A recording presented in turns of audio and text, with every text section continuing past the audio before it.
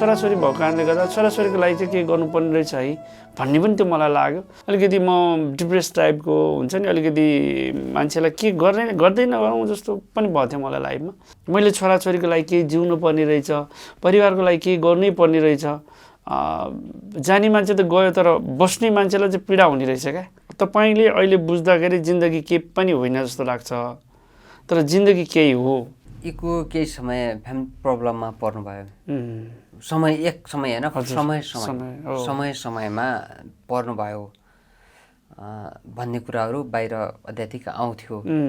यति रूपमा तपाईँको मुखारविन्दबाट अनि यस्ता कुराहरू यो भयो भनेर खासै कुरा बाहिर आउँथेन। तपाईँले भोगेको ठ्याक्कै 5 वर्षको पिरियडलाई कसरी हेर्नुहुन्छ? धेरैजनाले चाहिँ बी स्ट्रङ होइन, उहाँहरू चाहिँ मलाई स्ट्रङ हुनु यस्तो हुन्छ भनेर अनि मैले छोरीसँगै खेल्ने अनि छोरासँगै खेल्ने त्यो बानी बसाउनु थालेँ क्या मैले। त्यो भएको कारणले गर्दा बिस्तारै मुभ अन हुन थालेको छु। तर पनि गाह्रो चाहिँ हुँदो रहेछ। रुन त म एकदम रुन्छु, म एकदम इमोसनल मान्छे हो। जो आफूसँग छैन त्यही कुराको धेरै माया हुन्छ, याद आउँछ। अनि जब मेरो छोराछोरीले मम्मी गुमाउँदाखेरिको त्यो पीडा हुन्छ नि, ओ माय गॉड, त्यो मैले अहिले पनि सम्झिन सक्दिनँ। म एकदम रुने मान्छे हो, इमोसनल मान्छे हो म। कसैले केही भन्यो भने त्यो कुरा, मेरो फ्यामिलीको कुराहरू रुन्छु, म धेरै रुन्छु। म कसैसँग प्रतिस्पर्धा होइन, म आफैमा प्रतिस्पर्धा हो। मलाई त दर्शकको माया भए पुग्छ, मलाई त्यो कम्पिटिसन गरेर काहीँ उताप चढाप केही गर्नु नै छैन। कहिले काहीँ हजुर एक्लै भएको बेला हजुर त्यसो टोलाउनुहुन्छ, पक्कै पनि टोलाउनुहुन्छ। त्यो त म एकदम टोलाउँछु होइन। आफूलाई भाग्यमानी ठान्नुहुन्छ कि के भन्छ त्यसलाई, कस्तो पुरपुरो लिएर आइएछ भन्ने ठान्नुहुन्छ, कसरी बुझ्नु भन्दा? दुब्लो पातलोकै कारणले गर्दा अब कस्तो मान्छेले हेपिराख्ने। तपाईँको यीको नाम चाहिँ कसरी रह्यो? मान्छेलाई यही हो कि, मान्छेलाई मात्र होइन, मान्छेको कुरा गर्नै परेन। मेरै प्रश्न मलाई लागेको, तपाईँको के देखेर चाहिँ, के आधारमा तपाईँले यीको नाम राख्यो, यीको अर्थ के हो, किन राखियो, ठ्याक्कै फ्याट्टै कुरा गर्नका निमित्त आज हामी यो कलाकारिताको कुरा होला, अगाडि बढ्ने कुरा होला, राजनीतिक कुरा होला, अलिअलि समय यो अचार टाइपको कुरा गर्नका निमित्त हामीसँग आज कलाकार सुलेमान शङ्कर यीक हुनुहुन्छ। नमस्ते, स्वागत छ। नमस्ते नमस्ते। आराम हुनुहुन्छ? एकदम ठिकै छु, म राम्रै छु। अहिलेसम्म चाहिँ अगाडि बढिरहेको छु गुटुङटुङ। अगाडिको दूर कतिमा जानुभयो? त्यति दूर त पनि छैन। अब यो अहिले 1 वर्ष भयो म खासै दौडिरहेको छैन।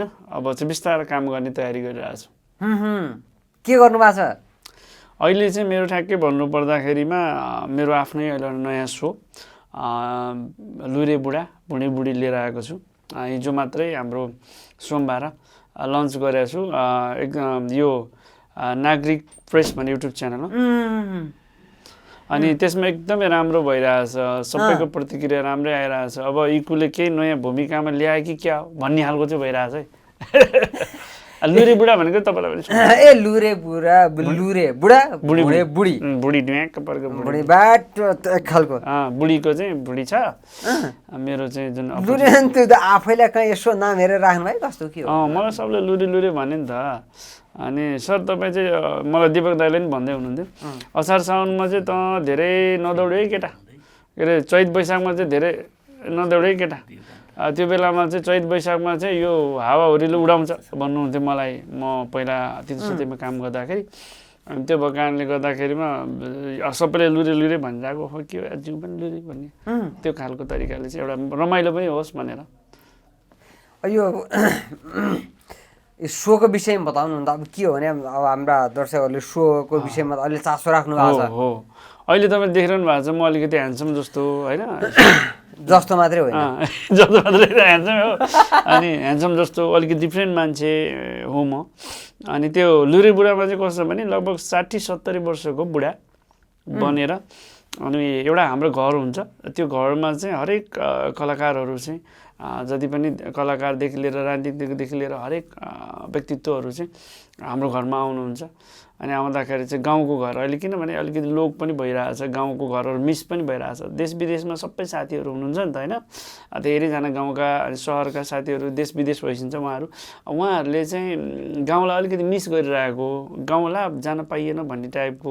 बाबा घरमा हुनुहुन्छ, म चाहिँ यहाँ छु, मम्मी घरमा हुनुहुन्छ, म चाहिँ यहाँ छु, मेरो छोराछोरी यहाँ भए अब म कहिले जाने घर, छोराछोरीको फी तिर्दैमा व्यस्त हुन्छ, बुढीको इच्छा आकाङ्क्षाहरू पुरा गर्दै व्यस्त हुन्छ, मम्मी बाबालाई भेट्न जाने कहिले, यो टाइपको कुराहरू भइरहँदाखेरिमा चाहिँ यो गाउँले परिवेशको बनाउनुको रिजन चाहिँ यो किन भन्दा मिस नहोस् भनेर।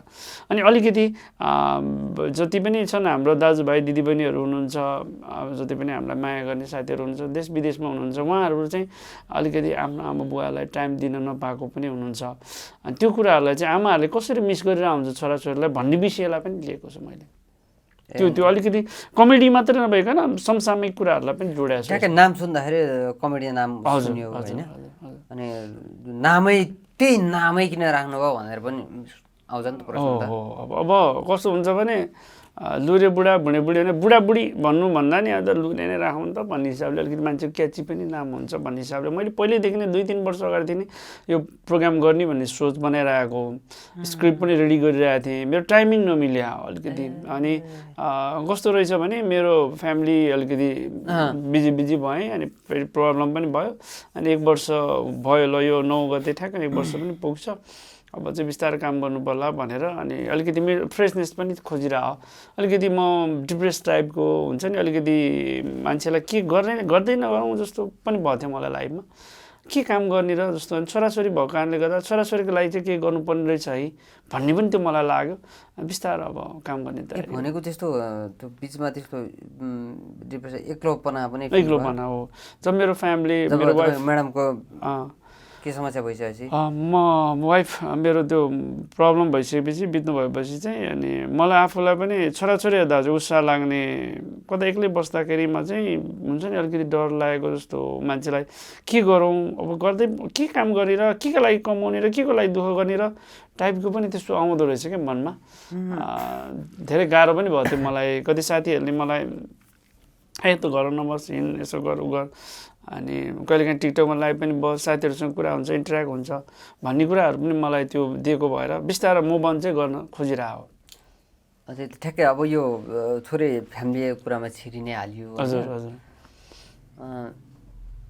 यीको केही समय फ्यामिली प्रब्लममा पर्नुभयो, एक समय होइन समयमा पर्नुभयो भन्ने कुराहरू बाहिर अत्याधिक आउँथ्यो।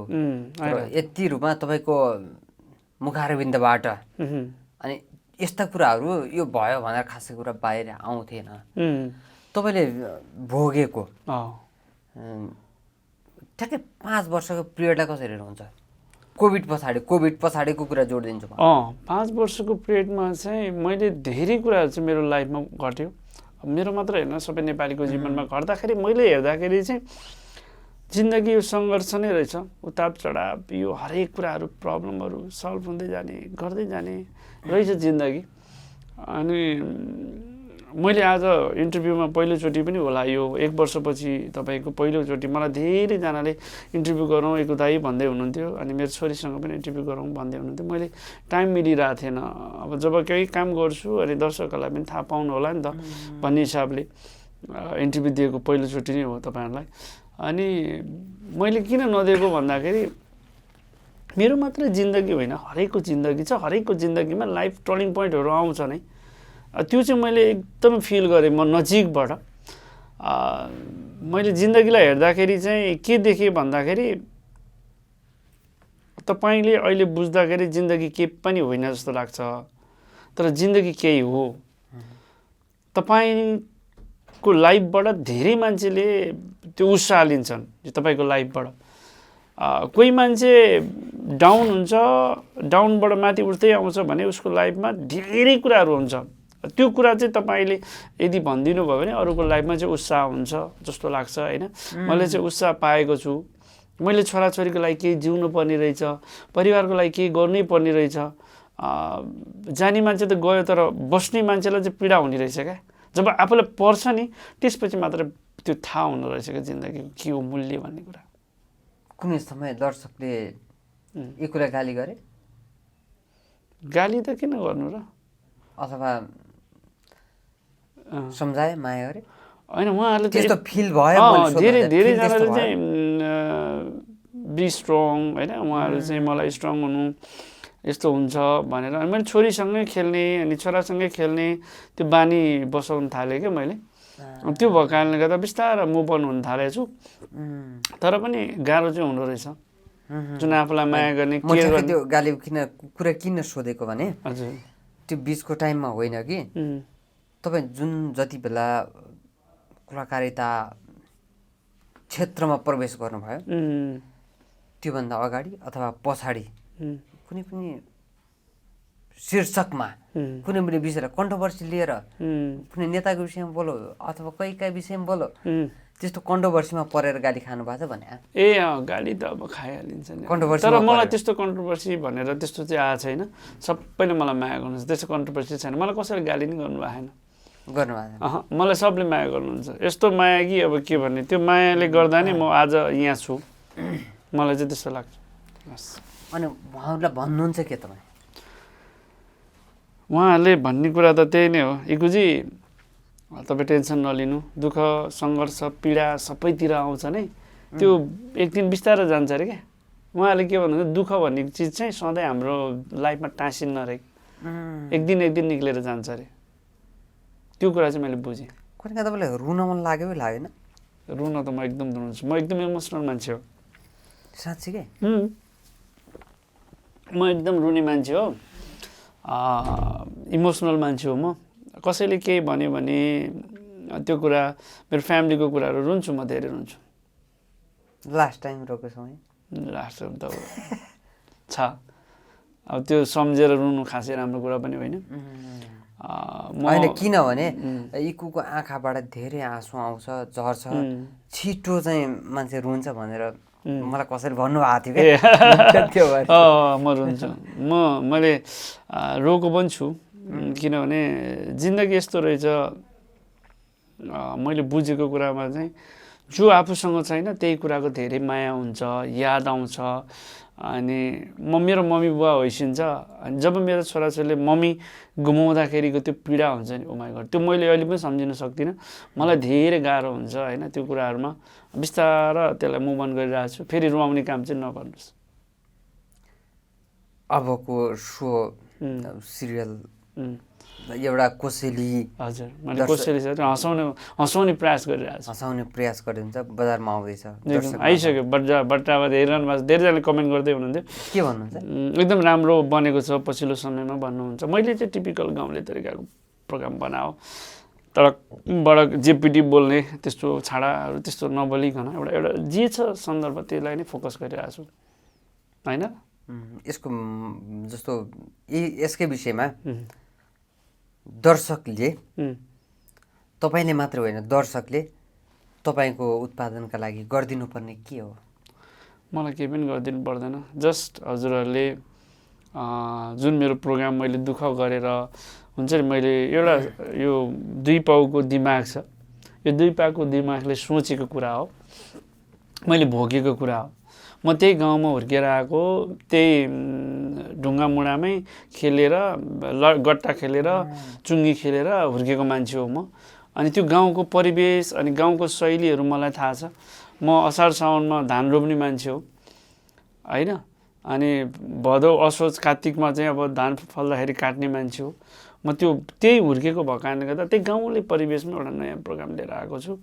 उहाँहरूले हेरिदिएर कमेन्ट गरिदिएर इकु भाइ तैँले राम्रो गरिछस् है भनेर हौसला, राम्रो गरेको छैन भने है तैँले राम्रो गरेको छैन चाहिँ अझै गर भनेर चाहिँ सल्लाह सुझाव दिनुभयो भने त्यति भए पुग्छ मलाई। अर्कै पनि भनेको यो बजार अहिले प्रतिस्पर्धाको बजार हो। हजुरको मात्रै एउटा उत्पादन छैन, धेरै छ, धेरै कमेडी एउटा सिरिज छैन, धेरै मौसलमा धेरै सिरिजहरू छन्। प्रतिस्पर्धा गर्ने आँट कस्तो छ? म कसैसँग प्रतिस्पर्धा होइन, म आफैमा प्रतिस्पर्धा हो एक हिसाबले भन्नुपर्दा। उहाँहरूको कन्टेन्ट उहाँहरूले नै गरिरहनु भएको छ, मेरो कन्टेन्ट मैले नै गरिरहेको हुन्छु। जस्तो मलाई अहिलेको साथ दिने हुनुहुन्छ हाम्रो नागरिक प्रेसको टिम अनि हाम्रो स्नेहा कटवालजी होइसिन्छ उहाँले चाहिँ मलाई को आर्टिस्ट मलाई सपोर्ट गरिरहनु भएको छ भुँडे बुढीको क्यारेक्टर गरिरहनु भएको छ मलाई त दर्शकको माया भए पुग्छ मलाई त्यो कम्पिटिसन गरेर काहीँ उताप चढाप केही गर्नु नै छैन मैले इको 1 इको 2 फिर के फिल्म बनाएँ अनि जिन्दगीमा चाहिँ हिट पनि खाएँ फ्लप पनि खाएँ गाली पनि खाएँ माया पनि खाएँ त्यो कारणले गर्दा मलाई जुन इको 2 पछि चाहिँ अलिक गाली त्यसपछि माया त अब सबैले दिइहाल्नुहुन्छ पछिल्लो समय त्यस्तो छ हजुर तपाईँ सम्श्लेषण अहिलेसम्म सबै कुराहरू चाहिँ सम्प्रेषण गर्दाखेरिमा चाहिँ सबै कुरा हेर्नु पर्दाखेरि चाहिँ एकमुष्टमा यो अहिले आइरहेको बजारमा कहिले काहीँ हजुर एक्लै भएको बेला हजुर त्यसो टोलाउनुहुन्छ पक्कै पनि टोलाउनुहुन्छ त्यो त म एकदम टोलाउँछु होइन आफूलाई भाग्यमानी ठान्नुहुन्छ कि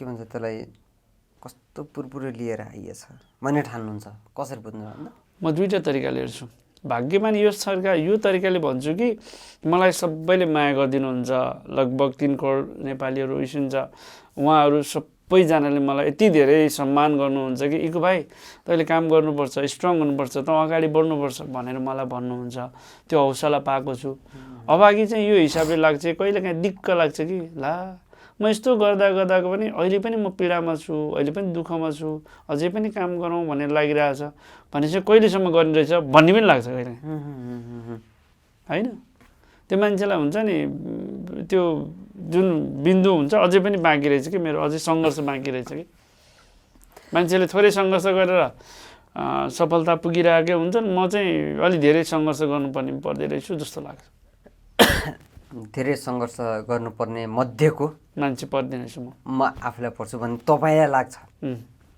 तर दर्शकलाई नलाग्न सक्छ उहाँहरूलाई लाग्दैन किनभने इकु दाइ त एकदम सफल भएको मान्छे हो बाबालाई राम्रो यो त्यो आफू उहाँहरूलाई लाग्छ नि त जस्तो तपाईँलाई जब थाहा हुन्छ नि साथी बनेर भाइ तेरो पकेटमा कति छ भनेर तपाईँले पर्स निकालेर हेर्नुभयो भने मात्रै तपाईँलाई थाहा हुन्छ कि साथी के स्थितिमा छ र कस्तो छ भन्ने कुरा तपाईँले इक्जाम्पल मात्रै दिएको तपाईँको पर्स निकालेर अथवा उसको वालेट निकालेर तपाईँले हेर्नु भएन भने तपाईँलाई थाहा हुन्न कि ऊ कति पीडा छ र कति सङ्घर्षशील छ भन्ने कुरा थाहा हुन्न क्या जब तपाईँले हेर्नुहुन्छ नि तपाईँलाई थाहा हुन्छ कि साथी के छ भन्ने कुरा राइट के म गरेर रङ हो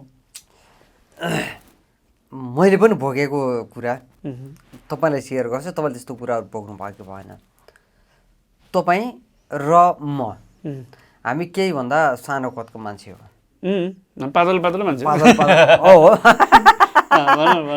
अरूको तुलनामा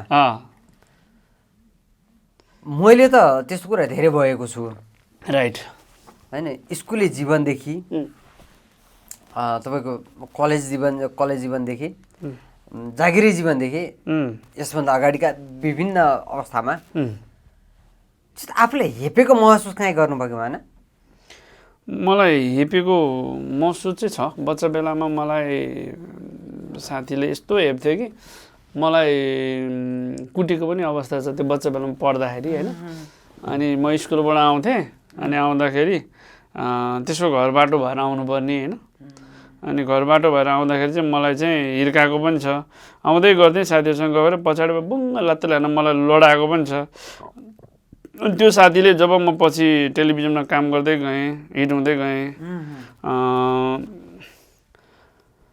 अनि उहाँले चाहिँ मलाई पछि कल गरेर मैले तँलाई यस्तो बच्चा बेलामा यस्तो गरेको थिएँ अनि के अरे तँलाई यो गरेको थिएँ होइन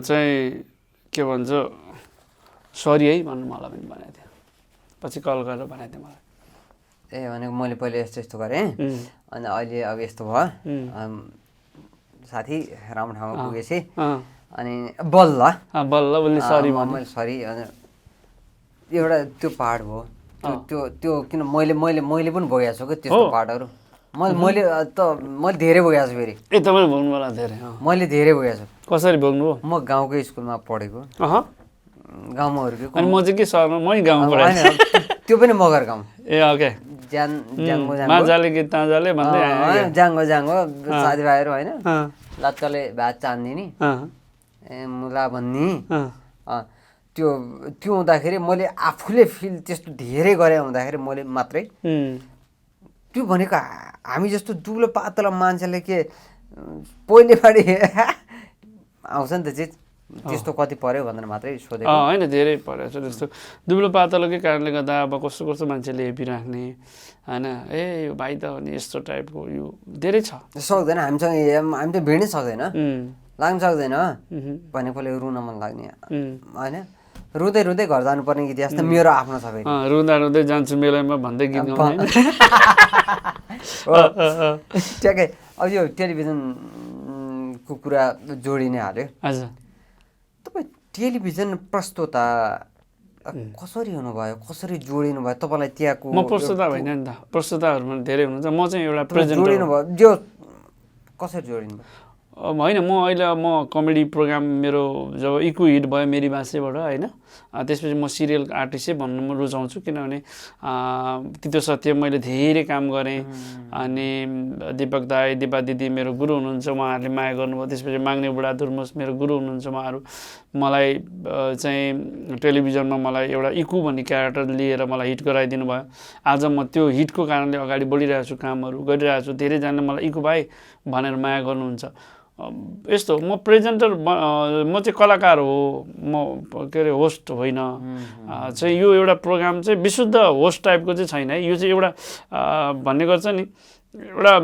घरभित्रको स्टोरीलाई सुट मात्रै गरेको सिरियल टाइपकै हो यो चाहिँ प्रहसन जस्तो टाइपको मैले त्यो एउटा कमेडी सो भन्नु मन पराउँछु म कमेडी सो तपाईँ टक सो होइन त्यो मेरो तपाईँ होस्ट होइन कलाकार मात्रै हो टेलिभिजनको हिसाबमा कसैले प्रश्न गरिहाल्यो भने होस्ट भनेको त अब हाम्रो जस्तो अर्कै प्रोग्रामहरू चलाएर कुरा गर्नेलाई चाहिँ होस्ट भन्छ जस्तो लाग्छ है मलाई चाहिँ हाम्रो चाहिँ एउटा कमेडी सो हो एउटा ठ्याक्कै नामै भनिदिनु पर्दा तपाईँले कसलाई होस्ट कसलाई मान्नुहुन्छ त होस्टहरू धेरैजना हुनुहुन्छ जस्तो अहिले त अब हाम्रो रवि के अरे रवि होइन हाम्रो एबिवानमा हुनुहुन्छ नि हाम्रो दाइ टक सो प्रोग्रामहरू चलाइरहनु भएको छ नि उहाँहरू दाइहरूले भनेको टक सोहरू चलाउनेहरू जस्तो अब पहिला रवि लामिछाने पनि होस्ट हुनुहुन्थ्यो हजुर अहिले लास्ट टाइम आउँदाखेरि अलि थोरै प्रकाश सुवेदी दाइ पनि होस्ट नै होइन दाइ हुन्छ होइन त्यस्तै भनेको यस्तै टाइपको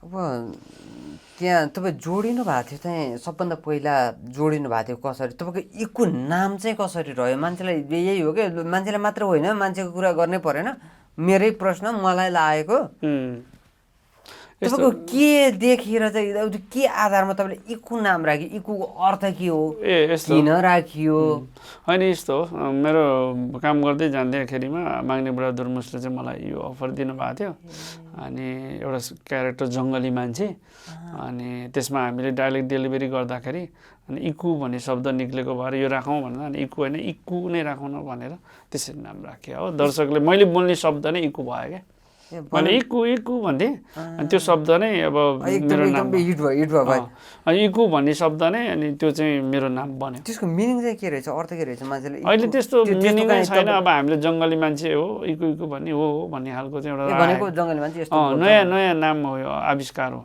भाषै फरक हो भनेको इक्वुको अर्थ छैन होइन अर्थ छ अर्थ हामीले बनाएको इक्वु भनेको चाहिँ जङ्गली मान्छे हो भन्ने बनाएको जङ्गली मान्छे नै तर अहिले अब तपाईँले च्याट जिपिटीमा अनि अब केमा सोध्नु भयो भने ऊ एउटा जङ्गली मान्छे क्यारेक्टर भूमिका गर्छ ऊ जङ्गली हो भन्ने टाइपको चाहिँ आउँदो रहेछ मैले पनि एकदम बुझेको थिएँ यसको विषयमा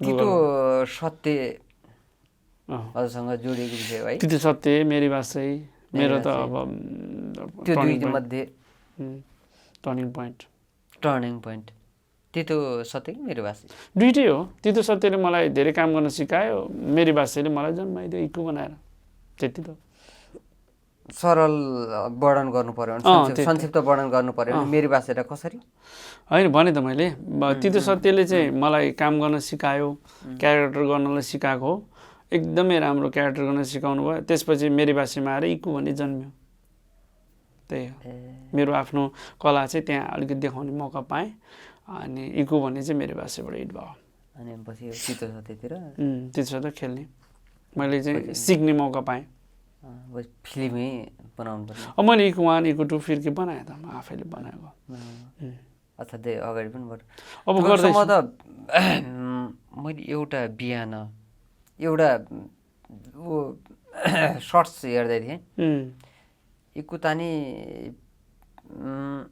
ठ्याक्कै मलाई खाने इकुतानी नानी समथिङ खोलामा एउटा उसमा तपाईँले त्यो बोकेर अनि गरेको एउटा सिनको रिल्स चाहिँ त्यो अटोमेटिक अहिले एआई अल्गोरिदम छ अहिले होइन त्यो रियल नै हो मेरो होइन मैले भन्न खोजेको अल्गोरिदम छ मैले तपाईँको विषयमा जे सोचेँ त्यो कुरा त्यो मेरो फोनमा आउँछ तपाईँले सोधेको कुरा केही समय तपाईँको फोनमा पुग्छ नि त मैले हिजो यो कुरा सोधिरहेको थिएँ तपाईँको त्यो भिडियो चाहिँ सर्टसाथै मेरोमा आइपुगेको थियो ए हजुर हजुर नानी त कता नि भन्दा हो त्यही कुरालाई मैले सोधेँ त्यो त्यो वरिपरिको त्यसको आसपासको त्यो सिचुएसनको त्यसको भ्युज राम्रो थियो क्या त्यहाँ मान्छेले धेरैले पछि हेर्नु भएको रहेछ धेरै मन पराउनु भएको छ त्यो मन पराउनु भएको रहेछ अहिलेको नानी बाबुहरूलाई चाहिँ त्यति थाहा हुन्न उहाँहरूले युट्युब नै हेर्नुपर्छ बाबा मैले इको हेर न भनेर होइन आजभन्दा 15 देखि 18 वर्ष अगाडिको चाहिँ उहाँहरूले चाहिँ मेरो बारेमा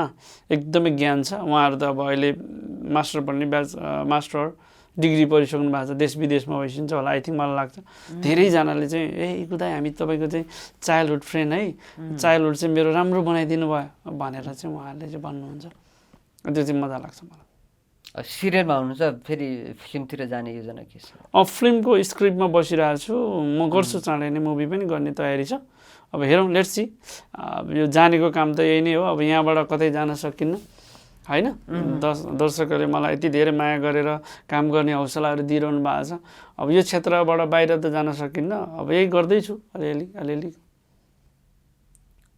भनेको यही गर्नुहुन्छ अगाडि बढ्नुहुन्छ अब अहिलेको जुन सिरिज छ त्यसलाई सक्सेस गर्ने फिल्ममा त्यस पछाडि जाने भन्ने कुरा इन्टरनल योजनामा हुनुहुन्छ एकदम नयाँ प्रोग्राम गर्ने तयारी